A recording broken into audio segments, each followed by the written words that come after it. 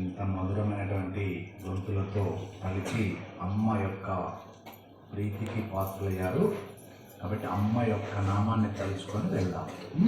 అమ్మను ప్రార్థించుకుందాం. అందరం కూడా తలలు వంచి, అమ్మ ముందు ఎప్పుడు కానీ, నాన్న ముందు కానీ, గురువుల ముందు కానీ తలలు వంచి ఉండాలి. పెద్దల యందు అమ్మల గన్నయమ్మ ముగ్గురమ్మల మూలపుటమ్మ చాలా పెద్దమ్మ సురారులమ్మ కడుపారెడి రుచి నయనమ్మ కన్నులో నమ్మిన వేలుపుటమ్మల మనంబుల యుండెడి అమ్మ దుర్గమాయమ్మ కృపాబ్దీచ్యుత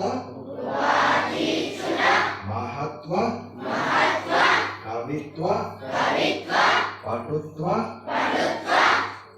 సంపదల్.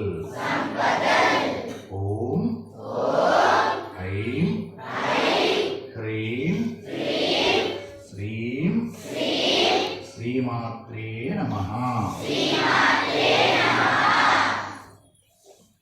ముందుగా గణపతి ప్రార్థన చేసుకోవాలి.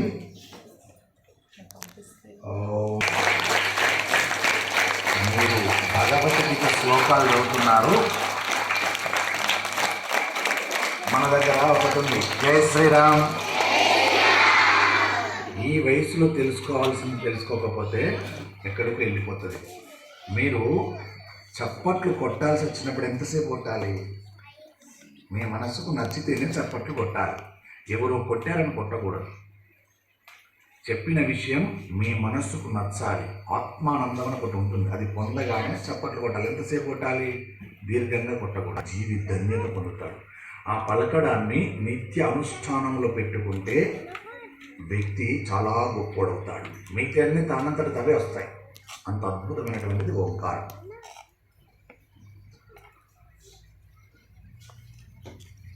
మీరు ఈ సమాజానికి, భావితరానికి, భావితరం అన్నారు. భావితరం అంటే అర్థం, నవతరం అంటే అర్థం, నవతరం. నవ అంటే 9, నవ అంటే 9, దాంతో పాటుగా కొత్తది అని అర్థం. నవ అంటే కొత్తది అని అర్థం. తరం, కొత్త తరం. నవతరం అంటే కొత్త తరం, వృద్ధిలోకి రాబోతుంది. మీ నవతరానికి ఉండాల్సింది ఏమిటి? మీ భావితరానికి. భావి అనగా ఏంటిది? లోతైన తరం. భావి అంటే లోతు. అంత లోతైన తరం అంటే ఇంకెంతో లోతుకు వెళ్ళాలి మీరు అని అర్థం. ఇంత నవతరాన్ని ఏమైపోతుంది? ఓంకార ప్రణవనాదము లేక ఈ దేహము జడత్వాన్ని పట్టుకుంటుంది. జడత్వం అంటే తెలుసు కదా, సోమరితనం. ఇంగ్లీష్లో ఏమంటారు? ఏమంటారు ఇంగ్లీష్లో? తెలుగులో ఏమంటారు? సోమరితనం అంటే అందరికీ తెలుసు.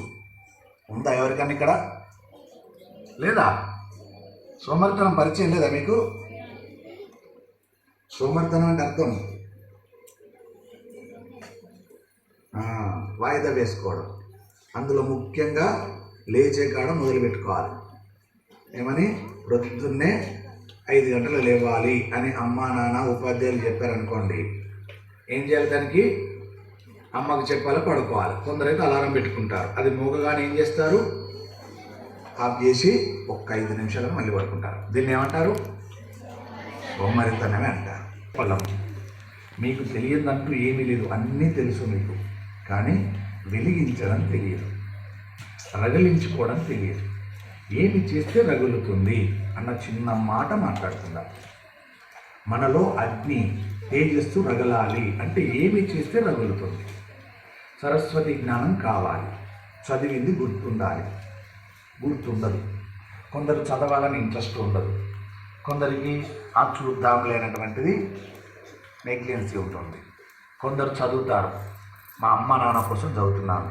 కొందరు చదువుతారు, మా ఫ్రెండ్స్ కోసం చదువుతున్నాను. కొందరు చదువుతారు, మా మేడం చెప్పింది కాబట్టి చదువుతున్నాను. కొందరు చదువుతారు, మా తాతమ్మ నానమ్మ కోసం చదువుతున్నాను. కొందరు చదువుతారు, అయిష్టంతో చదువుతుంటారు. ఎవరు కొందరు ఉంటారు, తనను తను ఉద్ధరించుకోవడానికి చదివేవాడు గొప్పవాడు అవుతాడు. తనను తను ఉద్ధరించుకోవడానికి చదువుకోవాలి. ఎవరినో ఉద్ధరించడానికి చదవకూడదు, నిన్ను నువ్వు ఉద్ధరించుకోవడానికి చదవాలి. మరి అలాంటి చదువు నీలోకి రావాలంటే ముందుగా నీ దగ్గర ఉండాల్సిన జ్ఞానం ఏమిటి అంటే తేజస్సు జ్ఞానం. అలాంటి జ్ఞానం మనము సునాయాసంగా పొందాలంటే ఏమి చేస్తే పొందగలుగుతాం? ఏం చేస్తే పొందగలుగుతాం?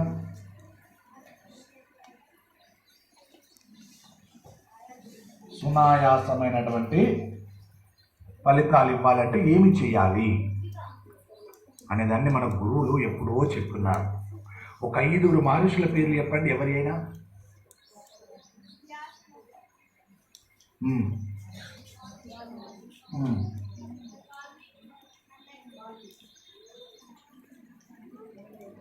నన్నయ్య మహర్షి, నన్నయ్య మహర్షి,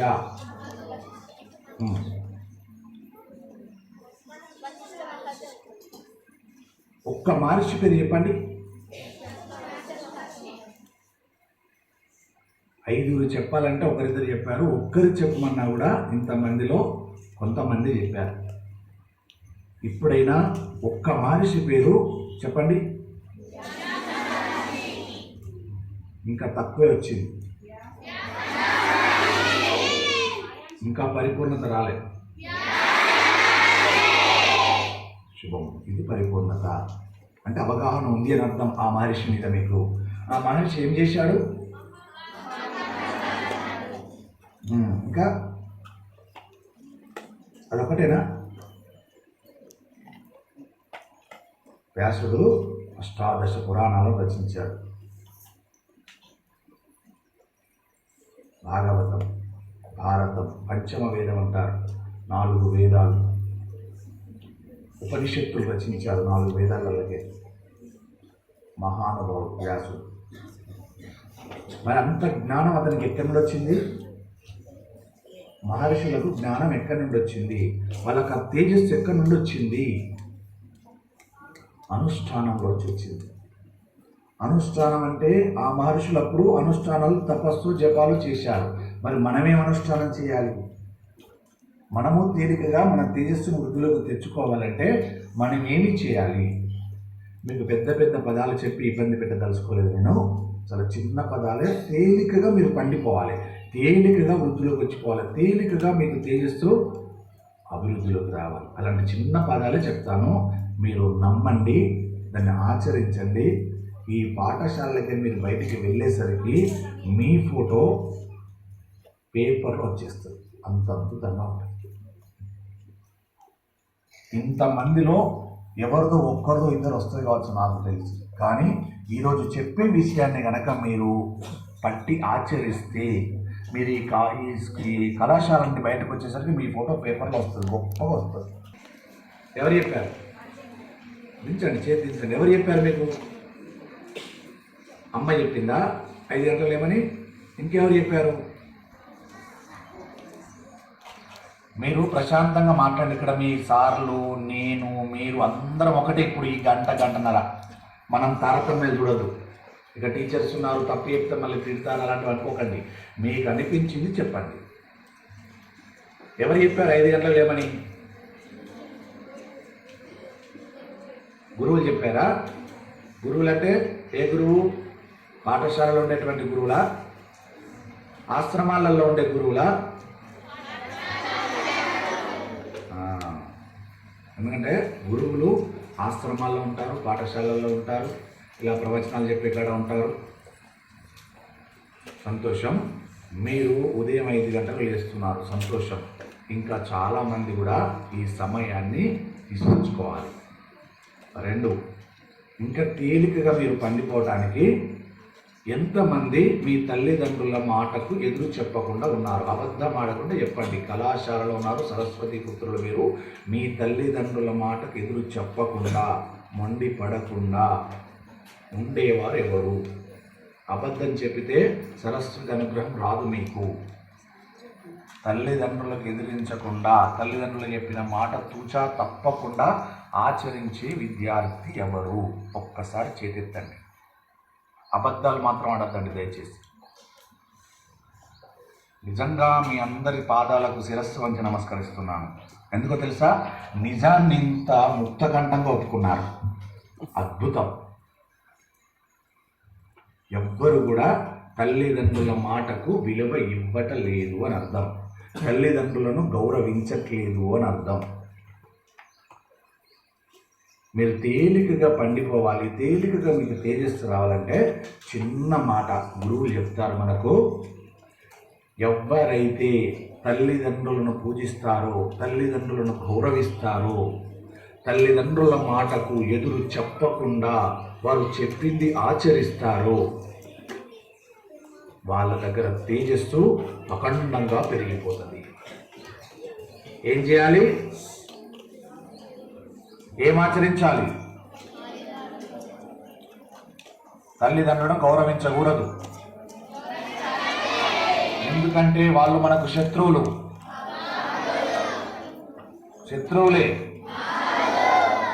మరి ఏం చేయాలి ఇప్పుడు? మరి ఇప్పటిదాకా గౌరవించలే కదా, ఇప్పుడు చేస్తారా? అబద్ధం ఆడద్దు.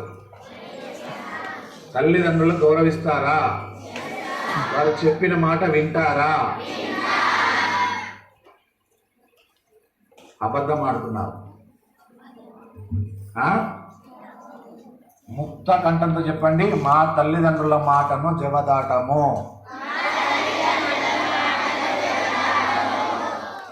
ఏమొస్తుంది మరి తల్లిదండ్రుల మాట జవదాటపోతే? వారు చెప్పినట్టుగా వింటే ఏమొస్తుంది? మనకు జ్ఞానం వచ్చేస్తుంది. మొదటి గురువు ఎవరు మనకు? కాదు, పాఠశాలలో ఉన్నటువంటి గురువు కదా. విద్య నేర్పిన గురువు మొదటి గురువు ఎవరు? మన మొదటి గురువు. మరి పాఠశాలకు వచ్చినప్పుడు విద్యార్థులకు గురువులు చెప్పిన దాన్ని విని ఆచరిస్తున్నారు. మరి మీకు పుట్టుకతో మొదటి గురువు మీ తల్లిదండ్రి, మీ అమ్మా నాన్న మాట ఎందుకు వినరు? తప్పు కదా? తప్పా కాదా? వినాల్సిందా లేదా? మన మొదటి గురువు ఎవరు? మరి అలాంటి తల్లిదండ్రులను కించపరచొచ్చునా? వారి మాట వినకుండా ఉండవచ్చునా? తప్పు. తర్వాత గురువు ఎవరు మనకు? విద్య నేర్పిన గురువు కదా. తల్లిదండ్రి మొదటి స్థానంలో వచ్చారు, రెండవ స్థానంలో విద్య నేర్పిన గురువు వచ్చారు. మరి ఇప్పుడు ఆ గురువును కూడా తీసి పడేస్తున్నాం.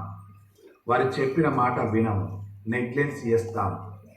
వారు మీకు శత్రువు అండి? మీ పాఠశాలలో ఉన్న గురువు, టీచర్, ఉపాధ్యాయులు కొడతారు కాబట్టి శత్రువు, తిడతారు కాబట్టి శత్రువు. మీకు ఒక లెసన్ అప్పచెప్పి ఇది నాకు రేపు చెప్పాలంటే శత్రువు. మీకు హోంవర్క్ ఇచ్చి చేసుకురాకపోతే చేయమన్నందుకు శత్రువు. ఇంతేనా? అలా ఎందుకు చెప్తారండి? మీకు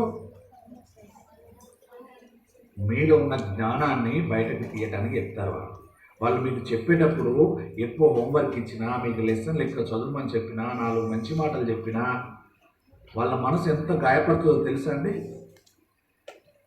మీకు ఇంత బండెడు హోంవర్క్ ఇచ్చి ఇంటికి పంపించాలంటే వాళ్ళు చాలా ఆలోచిస్తారు. ఉపాధ్యాయులు ఎలా చేస్తారు దీన్ని అని.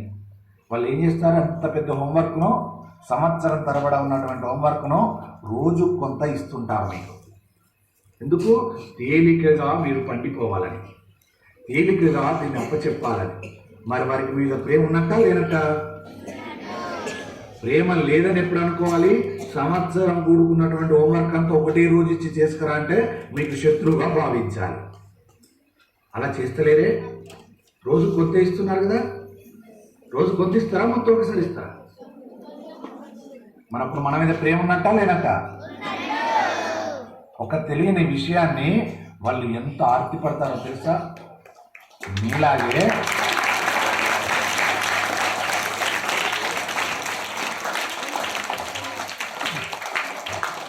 సగం అర్థమై కొట్టారు, సగం అర్థం కాకొట్టారు, సగం ఏమో కొట్టారు కాబట్టి కొట్టారు. సరే, మీ ఉపాధ్యాయులు మీకు ఒక లెసన్ రేపు చెప్పాల్సి వస్తే దాని మీద ఎంత రిహార్సల్ చేస్తారో తెలుసా? వాళ్ళు ఎంత కష్టపడతారో తెలుసా? దాని మీద ఎంత అవగాహన పెంచుకుంటారో తెలుసా? మీకు చెప్పే టీచర్లకు, ఉపాధ్యాయులకు వాళ్ళకు పిల్లలు ఉంటారు కదా, మీలాగనే వాళ్ళకి ఇంట్లో బాధ్యతలు ఉంటాయి కదా. అవన్నీ పక్కన పెట్టి రేపటి రోజున పిల్లలకు చక్కగా అర్థమయ్యే రీతిలో చెప్పాలంటే వారు ఆ పనులు పక్కన పెట్టి దాని మీద చాలాసేపు అధ్యయనం చేస్తారు. వాళ్ళంతా అధ్యయనం చేసి తీసుకొచ్చి మీకు తేలికగా ఇక్కడ చెప్పేస్తుంటారు. మీరేం చేస్తారు? మీ మనసు వాడేం చేస్తున్నాడు, వీడేం చేస్తున్నాడు, ఇంటికి ఏం వెళ్ళాలో, అమ్మే వండిందో, ఏం తినాలో, ఎప్పుడు వెళ్ళిపోవాలి స్కూళ్ళకి, ఈ ఆలోచన పట్టుకొని మనం కూర్చుంటాం క్లాస్లో. అప్పుడు మన మెదడుకి ఎలా అందుతుంది? అది అందరికీ. వారు కష్టపడి దానికి అర్థం ఉందా? లేదు. మిమ్మల్ని భావితరములో నవతరాన్ని ఉత్తేజపరచడానికి, మిమ్మల్ని తేజోవంతులు చేయడానికి మీ ఉపాధ్యాయులు చాలా కష్టపడతారు. అలాంటి ఉపాధ్యాయులకు మీరు ఎంత గౌరవం ఇస్తే, ఎంత విలువ ఇస్తే, వాళ్ళు చెప్పింది చెప్పినట్టుగా మీరు ఫాలో అవుతే మీరు తేలికగా తేజస్సు ఎదురుకు వచ్చేస్తుంది, అభివృద్ధిలోకి వచ్చేస్తుంది. ఏం చేయాలి? ఏం చేయాలి? టీచర్లు చెప్పింది వినకూడదు అన్నట్టు కదా ఇప్పుడు మీరు చెప్పలే కదా. మీరు తేలికగా తేజవంతులు కావాలంటే, మీరు శక్తి రావాలి అంటే ఏం చేయాలి? వినరట వీళ్ళంతా. వింటున్నారు. ఎలా వింటున్నారంటే వెళ్తున్నారు, అక్కడ కూర్చుంటున్నారు, మనసు ఎక్కడో పెడుతున్నారు, వీడిని గిల్లడం, వాడిని గిల్లడం, ఈవిడతో మాట్లాడడం, ఆవిడతో మాట్లాడడం, ఇవే చేస్తున్నారు. అవమానించినట్టు మీరు, మీ ఉపాధ్యాయులను అవమానించినట్టు. మీరు పాఠశాలకు వచ్చారా, క్లాస్ రూమ్లో కూర్చున్నారా, శ్రద్ధగా అక్కడ ఉన్నటువంటి మీ యొక్క టీచర్నే చూడాలి, మీ ఉపాధ్యాయునే చూడాలి, అక్కడ ఉన్నటువంటి నల్లటి బోర్డు మీద తెల్లటి అక్షరాలే చూడాలి. నల్లటి బోర్డు ఎందుకు పెడతారండి పాఠశాలలో? తెల్ల బోర్డు పెట్టి నల్ల అక్షరాలు రాయొచ్చు కదా. ఎందుకు పెడతారు తెలుసా? తెలిసిన వాళ్ళు చెప్పండి దయచేసి. నల్లటి బోర్డు ఎందుకు పెట్టాలి చెప్పండి. ఆయన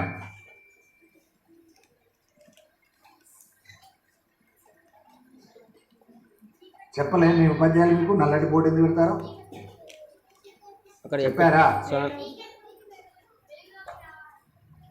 ఓ అద్భుతం. దాన్ని క్లుప్తంగా చెప్పినానా?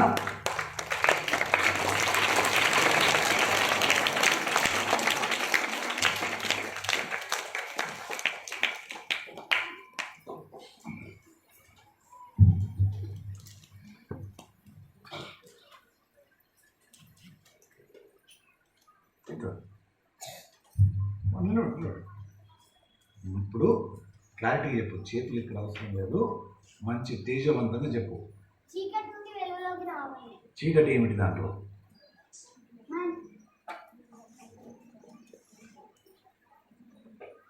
క్లాస్ రూమ్లో నల్లటి బోర్డు ఉంది కదా, అది చీకట.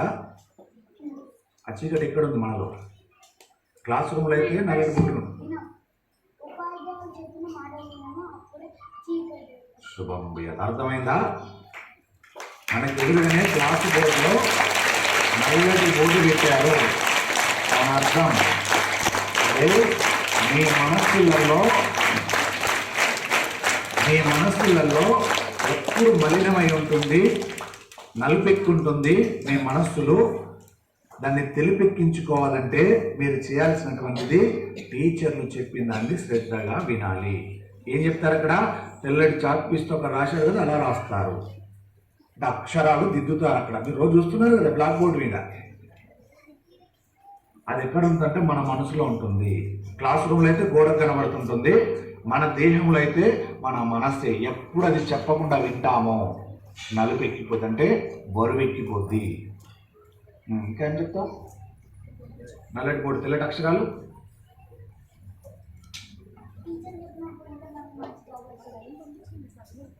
తెల్లటి అక్షరాలు దేంతో పోల్చి చెప్పగలుగుతావు? నల్లటి బోర్డు అంటే మనస్సు అని చెప్పావు, మరణం చెప్పావు, సంతోషం, బాగుంది. తెల్లటి అక్షరాలు దేంతో పోల్చవచ్చు? శుభం బిఆర్ చాలా గొప్పగా చెప్పాడు. తెల్లటి అక్షరాలు ఎవరు అంటే మనకు బోధించే టీచర్లే. వారు అక్షర రూపాన్ని అక్కడ రాస్తున్నారంటే అక్షరం ఎక్కడి నుండి వచ్చింది? టీచరు ఎంతో సాధన చేసి అధ్యాయము చేసి ఆ జ్ఞానాన్ని అక్కడ నల్లటి బోర్డు మీద రాస్తున్నారు తెల్లటి అక్షరాలుగా. ఆ అక్షరాలు ఎందులో వచ్చినాయి? మీ టీచర్లోంచి వచ్చాయి, మీ ఉపాధ్యాయులోంచి వచ్చాయి. అలాంటి ఉపాధ్యాయులను పట్టించుకోకపోతే గోడ మీద నల్లటి బోర్డు ఎలా ఉండిపోయిందో మన జీవితంలో ఈ సమాజంలో అలా భ్రష్టు పట్టిపోతాం. అలా చాలామంది ఉన్నారు. ఇప్పుడు 2వ స్థానంలో ఎవరిని అనుసరించాలి? తేజస్సు రావాలంటే అనుసరిస్తాము. మరి శుభం బియ్యాన్ని చక్కగా చెప్పావు. ఇంతమందిలో అద్భుతమైనటువంటి వివరణ ఇచ్చావునైనా. శుభం కూర్చు. ఈ నల్లటి బోర్డు మీద తెల్లటి అక్షరాలు ఇవ్వడానికి ఉపాధ్యాయులు అంత కష్టపడతారు. ఇంకా వారి కష్టం చాలా ఉంటుంది. అంత గొప్పగా చెప్పలేకపోయినా 4 అక్షరాలు చెప్పుకోవాలి, మనకు సమయం తక్కువ ఉంది కాబట్టి. 2వ స్థానంలో ఉపాధ్యాయులు, 1వ స్థానంలో తల్లి తండ్రి, 3వ స్థానం చాలా గొప్పది. అది ఏమిటి? అది కూడా చాలా సునాయాసంగా ఉంటుంది. 3వ స్థానాన్ని కూడా చక్కగా పట్టుకోవాలి. ఏమిటి ఆ 3వ స్థానం అంటే నన్ను నేను ఉద్ధరించుకోవాలి అనేదాన్ని 3వ స్థానంలో పట్టుకోవాలి తప్పకుండా. ఎవరికి వారు అనుకోవాలి. నేను ఈ పాఠశాలను ఉద్ధరిస్తానని రాలేదు ఇక్కడికి. మీతో మాట్లాడితే 4 విషయాలు చెప్పుకొని నన్ను నేను ఉద్ధరించుకుంటానని వచ్చాను, నన్ను నేను తేలికపరుచుకుంటానని వచ్చాను. అంతే తప్ప నేనేదో చెప్పి మిమ్మల్ని ఉద్ధరించడం రావటం నాకేముంది? భావన అలా ఉండాలి. నన్ను నేను ఉద్ధరించుకోవాలి అన్నది చూడండి, నలుగురిని ఉద్ధరించాలన్నది చూడండి. నలుగురిని ఎప్పుడు ఉద్ధరించాలో తెలుసా? నిన్ను నువ్వు ఉద్ధరించుకున్న తరువాత అప్పుడు నలుగురిని ఉద్ధరించడానికి వెళ్ళాలి. నిన్ను నీవే ఉద్ధరించుకోక మునిపే నలుగురిని ఉద్ధరించాలంటే బరువెక్కిపోతావు. ఆ మాటతో బరువెక్కిపోతావు. తేలిక నన్ను నేను ఉద్ధరించుకోవాలనేటువంటిది తేలిక. ఎలా ఉద్ధరించుకోవచ్చు అంటే ముందుగా తల్లిదండ్రులు చెప్పిన మాట వినాలి. 2వ స్థానంలో మనం పాఠశాలకు వచ్చామా ఈ వయసులో, ఉపాధ్యాయులు చెప్పింది, టీచర్లు చెప్పింది తప్పకుండా వినాలి. నీ నల్లని మనస్సును ఆ బోర్డు పైకి పంపించాలి. టీచర్ ఇచ్చేటువంటి జ్ఞానాన్ని, తెల్లటి అక్షరాలను ఇందులో పంపించుకుంటే ఇందులో ఉన్న మలినమైనటువంటి మనస్సు వెళ్ళిపోతుంది. తెల్లటి అక్షరాలతో జ్ఞానివై గొప్ప తేజవంతుడు అవుతావు.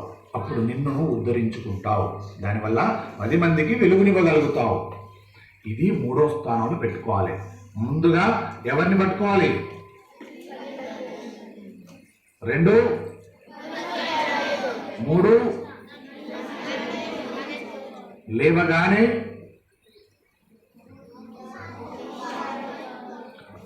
ఇంత తేజస్సుతో కూడుకున్నటువంటివి ఇంకా మీకు తేలికగా రావాలంటే, ఇంకా తేలికగా చెప్పారు, దీన్ని ఆశ్రయించండి, ఆచరించండి దయచేసి పిల్లలందరూ కూడా. ఇవన్నింటిని ఇంకా తేలికగా పొందవచ్చు మనం. ఎలా అంటే మన దేహ నిర్మాణం, మన దేహంలోకి పంపించే ఆహారం, అనవసరమైన ఆహారం జోలికి వెళ్ళకండి. దానివల్ల మన తేజస్సు పోతుంది. మీకు మంచినీళ్ళ గ్లాస్ తీసుకొచ్చి ఇక్కడ పెట్టి దాంట్లో నల్లటి నీళ్ళు వస్తే ఏమైతే మంచినీళ్ళు నల్లగా అయిపోతాయా? అయితాయా? మీరు చూపించారు కదా, చూసినారా మీరు అలాంటిది? ఇప్పుడు ఆ నల్లటి గ్లాసులో నీరుంది, మురికి నీరుంది, దాన్ని తెల్లటి నీరు చేయాలంటే ఏం చేయాలి? ఏం చేయాలమ్మా? ఆ మురికి నీరు పోవాలి, తెల్ల నీరు కావాలంటే ఏం చేయాలి? ఏ వాటర్? ఎక్కువ వాటర్. మంచి వాటర్. మరి అదే గ్లాస్ తీసుకొచ్చిపోతే అయితే తెల్లగా ఎన్ని తీసుకోవాలి కదా? ఒక 1/2 లీటర్ మనకు నల్లటి గ్లాసులో నల్లటి పదార్థం ఉన్నప్పుడు దాన్ని తెల్లటి పదార్థం తేవాలంటే మినిమం 5 లీటర్లు కావాలి మనకు. అప్పుడు ఏమవుతుంది? నలుపంతా వెళ్ళిపోతుంది, తేలిపోస్తుంది. కానీ మనం ఏం చేస్తున్నామో తెలుసా? ఒక హాఫ్ లీటర్ నీళ్ళే తెస్తున్నాం, దాంట్లో పోస్తున్నాం, అది తెల్లగా కావట్లేదు. కానప్పుడు ఏమంటున్నాం? చెప్పింది తప్పు అంటున్నారు. అంటే మీరు సాధన ఎక్కువగా చేయాలి. అంటే మీ దేహంలో ఏమిస్తున్నారు? మీరు అన్ని వేయకూడని పదార్థాలు మీ దేహంలో వేస్తున్నారు, తినకూడని పదార్థాలు తింటున్నారు. మీరు ఏం తింటారు చెప్పండి? షాప్లోకి వెళ్ళి ప్యాకెట్స్, కుర్కురే, ఇంకా చిన్నది చెప్పండి, చెప్పుకుంటే పోతుంది. మీరు ఏం తింటారో చెప్పుకోండి. బింగో, ఇంకా చాక్లెట్స్, ఇంకా బిస్కెట్స్, ఇంకా ఇంకా కురుకురేలు, ఇంకా పెద్ద అమ్మాయిలు ఏం చెప్తారు? ఏం తింటారు తల్లి? వినబడట్లేదమ్మా, గట్టి చెప్పు. మొహమాటం. పానీపూరి తింటారా? సంతోషం. వీటికి ఏమన్నా వస్తుందా మరి మనకు? మరి రాదు అని మీరే చెప్తున్నారు. ఎందుకు తింటున్నారండి? రాదు అని మీరే చెప్తున్నారు, మళ్ళీ ఎందుకు తింటున్నారు? మరి అవి ఏమిటో తెలుసా? మీరు పుట్టుకతోటి తెల్లటి నీరు, మనం ఎవరైనా పుట్టుకతోటి తెల్లటి నీరుగా ఉంటాం మనం. అలాంటి నీటిలో మనం ఏం చేస్తున్నాం అంటే రోజు ఒక డ్రాపు నల్లటి చుక్కలు వేస్తున్నాం. ఆ చుక్కలే తినేటువంటి తిండి, ఆహార పదార్థాలు.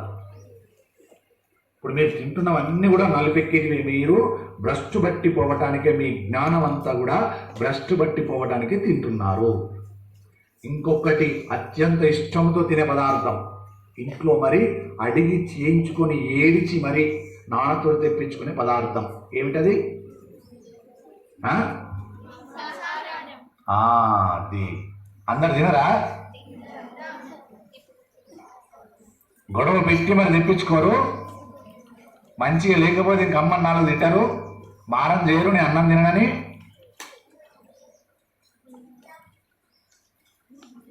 దయచేసి మీరు భావితరాలు, నవతరాలు, మీ అంత గొప్ప వాళ్ళు లేరు భూమి మీద. ఇంత మంచి కల్మషం లేనటువంటి జనరేషన్ను ఈ ఆహార పదార్థాలు మొత్తం భ్రష్టు పట్టిస్తున్నాయి. ఆహారంలో ఖచ్చితంగా మార్పు తెచ్చుకోవాలి. మీరు ఇందాక చెప్పినవి ఏవి కూడా తినము అనే మాట ఇవ్వగలరా? ఇవ్వలేరు.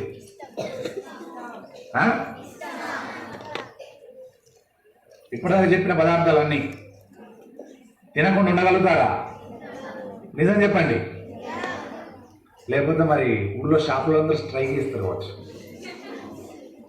అరే పిల్లలు కొనుక్కోవడానికి వస్తారు కానీ అప్పుడు ఏమైతే తెలుసా? వాళ్ళు మంచి పదార్థాలు తీసుకొచ్చి పెడతారు. మనం తింటున్నాం కాబట్టి వాళ్ళు తీసుకొచ్చి పెడుతున్నారు. మనం తినుడే పని చేస్తే మంచి పదార్థాలు వస్తాయి.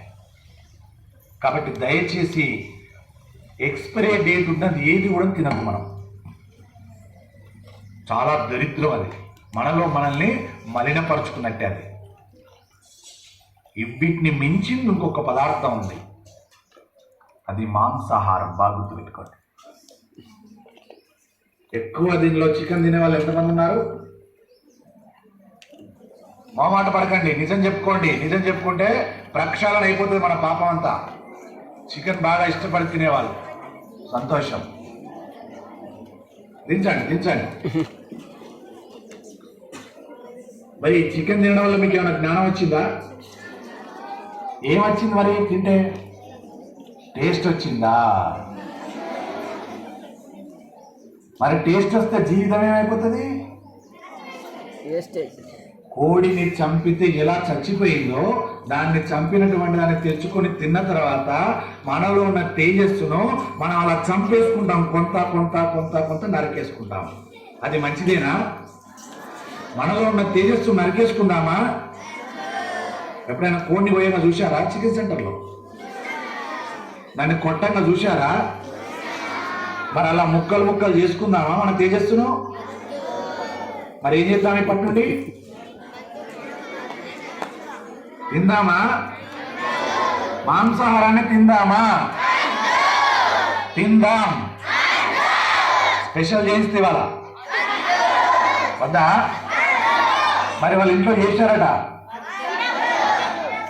ఇంట్లో చేసి పెట్టారు అమ్మ వాళ్ళు. నిజం చెప్పండి, అబద్ధం ఆడకండి. మీరు అబద్ధాలు ఆడుతున్నారు.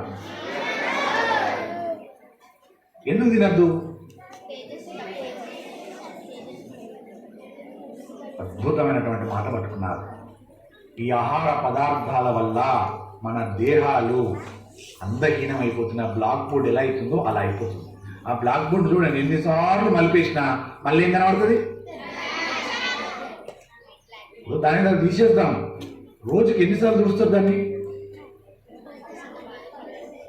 ఒక 100 సార్లు అనుకుందాం. అది ఏమైనా తెల్లగా అవుతుందా? తెల్లగా కావాలి కదా మరి. ఎందుకు కాదు? అది నల్లవే, నల్లగానే ఉండిపోతుంది. ఎన్నిసార్లు చూసినా నల్లగానే ఉంటుంది. మనం ఏం చేస్తున్నాం? మన ఆహార అలవాట్లతోటి మన మనస్సును పవిత్రత చేయలేకపోతున్నాం, మన దేహాన్ని తేజవంతం చేసుకోలేకపోతున్నాం. అనవసరమైన ఆహార అలవాట్ల వల్ల ఆ బ్లాక్ బోర్డుని ఎంత దుడిచినా నల్లగా ఎలా ఉంటుందో మన దేహాలు అలానే అయిపోతున్నాయి. కాబట్టి ఇప్పుడు ఏం చేయాలి? దేన్ని త్వజించాలి? త్వజించుదామా? ఏ మాంసాహారం? 2 ఉన్నాయి దాంట్లో. మరి మటన్ తినవచ్చా? వాళ్ళ మీకోసం నేర్చుకొని వచ్చిన పని. మటన్ తినవచ్చా? ఎందుకు? అది మంచిదే కదా. గొర్రె, మేక మంచిదా? అది కాదా? మంచిదా కాదా? ఇలా యాదవ్స్ ఎవరు ఉన్నారు? గొప్పవాడు, అందుకే మంచిది అంటున్నాం. శివం బియార్ ఒక్కటి గుర్తుపెట్టుకుని దయచేసి మీరు ఒక్క పని చేయండి. ఏం చేస్తారంటే, మీరు ఎంత చికెన్ మటన్ ఇష్టపడతా అంటున్నారు కదా, మీరు బతుకున్నంత కాలం ఆ ఖర్చు నేను పెట్టుకుంటాను, నాది హామీ. కానీ నేను చెప్పిన పని చేయండి. మీరు ఏదైతే మటన్ పోస్తారో, ఏదైతే చికెన్ పోస్తారో దాన్ని ఉడికించకుండా పచ్చి మాంసాన్ని తిని పెడితే 1 పావు కిలో నేను మీకు చచ్చినంత కాలంలో మీకు తెచ్చి పెడతాను. తినగలుగుతారా? తినండి, ఇష్టం కదా మీకు. ఏమైనా తింటావా? అరే నువ్వు దానికి అంత ఇష్టం ఉన్నావు, మంచిదన్నా, అవునాయన తిను, టేస్ట్ ఉంటుంది, బాగుంటుంది. మీరు ఒక్కసారి తిని చూడండి, పచ్చిగా ఉన్నదాన్ని తినండి, మీకు లైఫ్లో కూడా ముట్టరు. మళ్ళీ అంత దరిద్రమైనటువంటి దాన్ని మీ దేహంలోకి పంపిస్తున్నారు. దేని ద్వారా? ఉప్పు కారం పెట్టి, మసాలా పెట్టి, ఉడికించి దాన్ని తీసి నోట్లో పెడితే మసాలా ఉన్నంతసేపే ఆ ముక్క మీకు టేస్ట్గా ఉంటుంది. మసాలా అయిపోయిన తర్వాత ముక్క టేస్ట్ ఉంటుందా? తిన్నవాళ్ళు చెప్పండి, టేస్ట్ ఉంటుందా? అది చాలా దరిద్రంగా ఉంటుంది. దాన్ని ఏం చేస్తాం? వెంటనే మింగేస్తాం. అంటే ఇవి 2 కూడా మనకు మన దేహాల్ని, మన తేజస్సును భ్రష్టు పట్టించడానికి వచ్చిన ఆహార పదార్థాలు. ఇప్పుడు వీటిని విసర్జించన్నా వద్దా? వీటిని త్వజించుదామా వద్దా? ఇంకొక పదార్థం ఉంది, బాగా ఇష్టపడే పదార్థం, అది తినండి, మంచిదే. ఇంకొకటి ఉంది, శివ శివ, ఇవే బంద్ చేసినప్పుడు అవి ఎందుకు? ఇక ఇంకొకటి ఉంటుంది, శివ శివ. ఇంకా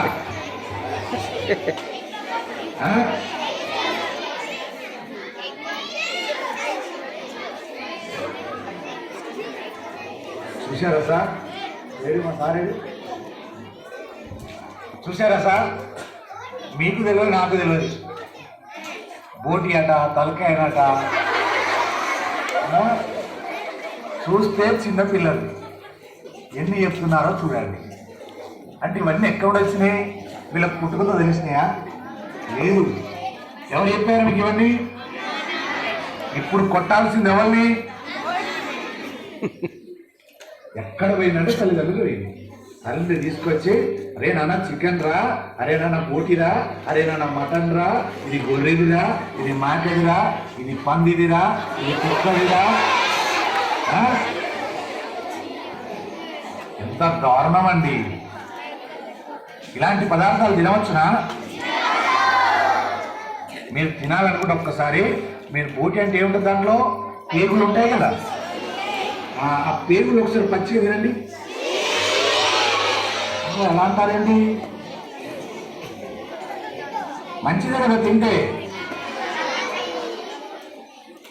మరి పచ్చిదాన్ని చూస్తే మీరు ఎంత చీ అంటున్నారో, మీరు మసాలాలు పెట్టి దాన్ని ఉడికించి తిన్న తర్వాత మీ లోపలికి వెళ్ళి మీలో ఉన్నటువంటి జీర్ణ వ్యవస్థను, మీలో ఉన్నటువంటి తేజస్సును, మీలో ఉన్నటువంటి జ్ఞానాన్ని మొత్తం భ్రష్టు పట్టించేస్తారు. అందుకే మీరు ఏమవుతున్నారు? చదివింది గుర్తుండట్లే, జాడ్యత్యం వచ్చేస్తుంది మీలో, ఆరోగ్యాలు చక్కగలే, మీకు చూపు చక్కగలే, తలనొప్పులు వచ్చేస్తాయి, మీకు స్టమక్ పెయిన్స్ వస్తాయి, కడుపు నొప్పులు వచ్చేస్తున్నాయి. ఎక్కడండి? ఈ అనవసరమైన పదార్థాలు తినడం వల్ల. మీరు వీటిని విసర్జిస్తే, మీరు దీన్ని ముట్టుకోకపోతే మీ దేహాలు తేజవంతంగా ఉంటాయి, మీ వాక్కు తేజవంతంగా ఉంటుంది. మీరు ఒక్కసారి ఇట్లా చూడగానే ఆ అక్షరాలన్నీ గుర్తుండిపోతాయి. మీ ఉపాధ్యాయులు చెప్పినటువంటి లెసన్లన్నీ అలా ఉండిపోతే మీరు ఇంటికి వెళ్ళి చదవాల్సిన అవసరమే లేదు నన్ను అడిగితే. కేవలం పాఠశాలలో మీ టీచర్లు చెప్పింది విని చదివి ఇంటికి వెళ్ళి మీరు బ్యాగులు పక్కన పడేసి మీరు ఎంత ఆడుకున్నా మళ్ళీ పొద్దున్న లేచి చెప్పగానే వారు అడగగానే గంటాపదంగా చెప్పేస్తారు. దేనివల్ల? ఏమి చేయడం వల్ల? మాంసాహారాల్ని, ఇంకా ప్యాకెట్స్, లేస్, కుకురే ఉన్నాయి కదా, చాక్లెట్స్. ఈ చాక్లెట్లు ఏమిటో తెలుసా? మత్తు పదార్థాలు ఉంటాయి. ఈ మత్తు పదార్థం ఏం చేస్తుంది తెలుసా? మన దేహాన్ని భ్రష్టు పట్టించేస్తుంది. మీరు ఎలా నమ్ముతారో తెలుసా? ఇప్పుడు మీరు తేలికగా ఉన్నారు కదా, మీ అందరి పైన ఒక్కొక్కరి నెత్తిలో ఒక 10 కిలోల బరువు పెడతాను, మోయగలుగుతారా? అలా కాకుండా మొదట కిలో పెడతాను, మోస్తారు కదా, తర్వాత ఇంకో కిలో పెంచుతాం, మోస్తారు కదా, ఆ తర్వాత 5 కిలోలు చేస్తాం, మోస్తారు కదా. దాన్ని కిలో పెంచుతూ 10, 20 చేశాను అనుకోండి, మోస్తారా? మోయలు లేవు. 20 కిలోలు మోస్తారా? అలాగే మీరు వేసే మీ దేహాలలో వేసే పదార్థాలు ఒక్కొక్కటి వేసుకుంటూ పోతే అదొక రోజు నాడు పెద్ద జడ పదార్థమై మిమ్మల్ని భ్రష్టు పట్టించేస్తుంది, మీ జ్ఞానం పోతుంది. దీనివల్ల అక్కడ గౌరవించాల్సినటువంటి తల్లిదండ్రులను గౌరవించరు, ఇక్కడికి వచ్చి టీచర్లు చెప్పింది మీ మనసులకు ఎక్కదు. పోను వీడు ఏ స్టూడెంట్ అంటారు,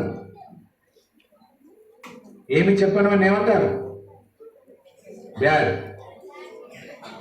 పనికి రాని వాడు అన్నారా? అది అనిపించుకోవద్దు అంటే తేలికైనటువంటిది ఒకటి, వీటిని విసర్జించండి. విసర్జించుదామా? మరి మీ అమ్మ నాన్న తీసుకొస్తే ఏం చేద్దాం? కాదు, ఫ్రిడ్జ్ లో పెట్టుకోవాలి. ఏం చేయాలి? దయచేసి ఈ వాక్యాలను ఎంతమంది పట్టుకుంటారో వాళ్ళు తప్పకుండా సరస్వతి పుత్రులు అవుతారు. మీ అందరికీ 10 మందికి అన్నం పెట్టేటువంటి స్థానాన్ని ఆ తల్లి సరస్వతి మాత మీకు కటాక్షిస్తుంది. తేలికైంది ఇది.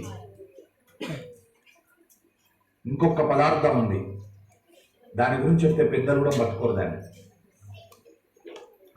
గొప్పగా చెప్పారు. ఎవరు? చేతితో శుభం భయాత్, విజయస్నాన. తింటావా? అందుకే చెప్పావా? తినేవాళ్ళని చెప్పమంటే చెప్పరు. మీరు కోడి గుడ్డును తినకూడదు, కానీ మనకు అడ్వర్టైజ్మెంట్లు ఏమనిస్తున్నారు? కోడిగుడ్డు చాలా మంచి ఆహారం అని ఇస్తున్నారు కదా. మీరందరూ చాలా జ్ఞానం ఉన్నవాళ్ళు ఒక్క మాట చెప్పండి. ఎప్పుడైనా కోడిగుడ్డు ఉంటుంది కదా, ఆ కోళ్ళు పెట్టే కాడ చూశారా మీరు? అంటే ఏ గుడ్డు తింటారు మీరు? దాదాపు ఒక ఫారం కోడిగుడ్లే తింటారు కదా. ఆ ఫారం కోళ్ళ దగ్గరికి వెళ్ళి చూస్తే ఆ కోడి ఎలా పొదుగుతుంది, ఎలా పెడుతుంది, ఏం తింటుంది? దాన పెడతారు కదా. అది ఎక్కడ తిరుగుతుందా? ఎప్పుడు ఒక చోటే ఉంటుంది, అది ఎక్కడ తిరగదు. అది దానికి ఏం పెడతారు? కెమికల్స్తో కూడినటువంటి దాన పెడతారు. ఎందుకు పెడతారు? అది తొందరగా ఎక్కువ మొత్తంలో గుడ్లను ఇవ్వాలని. దాంట్లో ఏం విటమిన్ ఉంటుంది చెప్పండి?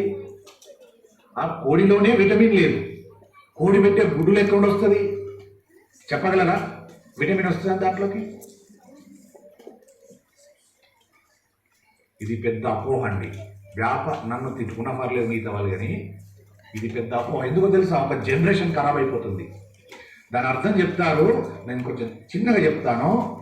ఈ కోడిగుడ్డు తిన్నవారు తేజస్సును కోల్పోయి వారెక్కడికైనా పూజలు చేసే కాడికో హోమాలు చేసేవాడికో వెళ్ళి నిలబడితే దేవతలు అక్కడికి రారు. ఎందుకో తెలుసా? కోడిగుడ్డులో ఏమీ ఉండదు. అదొక జీవిని సృష్టించడానికి తయారు చేయబడ్డాడు. ఆ ప్రాణికి మరొక జీవిని సృష్టించబడాలి దాంట్లోకి. తినడం వల్ల ఏమి రాదు దాంతో దోషమే వస్తుంది. ఎందుకు అంటే భూమిని చదును చేయటానికి దేన్ని పెట్టి చేస్తారు? ఎద్దులను పెట్టి చేస్తారు. అలాంటి ఎద్దుకు కాలు కింద ఏముంటుంది? అవి ఏమంటారు? కాలు కింద ఉన్నదని గిట్టలు అంటారు. ఆ గిట్టెలు నడుస్తుంటే ఏమొస్తుందో తెలుసా? గిట్టెలకి అమృతం వస్తుంది. ఎద్దులు నడుస్తూ దున్నుతుంటే పూర్వకాలం అదే చేసేవారు. మా చిన్నతనాలలో ఈ ట్రాక్టర్ లేవు, మిషన్ లేవు. ఎద్దులను కట్టి పొలాలు దున్నేవారు, ఎద్దులను కట్టి కోసేవారు, తొక్కించేవారు. మళ్ళీ అవే వడ్లను గాలికి తీసుకొని అవే ఎడ్లను బండి కట్టి ఆ బండ్ల మీద బస్తాలు వేసి తీసుకెళ్ళి పట్టించుకొని వచ్చి తినేవాళ్ళం. అందులో అమృతం ఉంటుండే. ఎందుకు? ఎద్దులు తొక్కిన నేల కింద పండిన పంట, అది అమృతమైన పంట. అప్పుడు ఆ పంట తినడం వల్ల తేజస్సు వస్తుండే.